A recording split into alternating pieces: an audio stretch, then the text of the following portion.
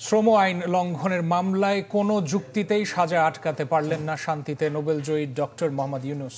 এবং সাজা হওয়ার 1 মিনিটের মধ্যেই আপিলের শর্তে জামিন পেয়েছেন তিনি, কিন্তু আদালতের নির্দেশ অনুযায়ী 1 মাসের মধ্যে শ্রমিকদের দাবি করা অধিকার ফেরত দিতে হবে ডক্টর ইউনূস।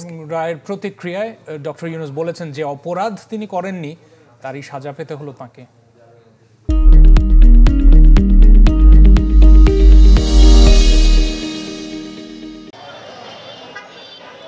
শ্রম আইন লঙ্ঘনের মামলায় নোবেলজয়ী ডক্টর মোহাম্মদ ইউনূসের রায় ঘোষণার দিন ধার্য ছিল নতুন বছরের প্রথম দিন। ডক্টর ইউনূস রায় ঘোষণার আগেই গ্রামীণ টেলিকমের 4 জনকে নিয়ে হাজির হন শ্রম আদালতে। এর অনেক আগেই কানায় কানায় পূর্ণ হয়ে যায় এজলাস। বেলা 2:12 এজলাসে উঠেই 84 পাতার রায়ের সংক্ষিপ্ত অংশ পড়ার কথা জানান বিচারক শেখ মেরিনা সুলতানা।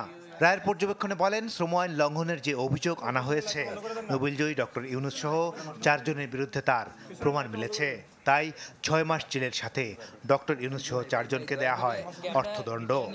যে মামলা দায়ের করেছিল কলকারখানা প্রতিষ্ঠান পরিদর্শন অধিদপ্তর, সেটি আমরা সন্দেহাতীতভাবে প্রমাণ করতে সক্ষম হয়েছি এবং 303-এর ধারায় ডক্টর ইউনূস এবং অন্যান্যদেরকে 6 মাসের বিনাশ্রম কারাদণ্ড, 5,000 টাকা জরিমানা, অনাদায়ে 10 দিন এবং 307 ধারায় 25,000 টাকা জরিমানা, অনাদায়ে আরও 15 দিন বিনাশ্রম কারাদণ্ড এটা দিয়েছে।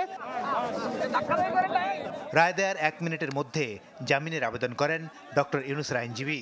আপিলের শর্তে সাথে সাথেই তাদের জামিন দেন আদালত। প্রশ্ন ছুড়ে দেন পুরো বিচার প্রক্রিয়া নিয়ে। এই রায় আমরা বিক্ষুব্ধ, এই রায় অন্যায়, এই রায় জনগণের বিরুদ্ধে রায় এবং আইন বিরোধী। আমরা ন্যায়বিচার থেকে বঞ্চিত হয়েছি, আমরা তাই এটার বিরুদ্ধে আপিল করব। রায়ের এক পর্যায়ে বিচারক বলেন, এখানে নোবেলজয়ীর বিচার হচ্ছে না, হচ্ছে শ্রম আইন লঙ্ঘনকারীর। তবে ডক্টর ইউনূস জানান, কোনো অন্যায় না করেই শাস্তি পেতে হলো তাকে। যে দোষ আমরা করি নাই সেই দোষের উপরে শাস্তি পেলাম।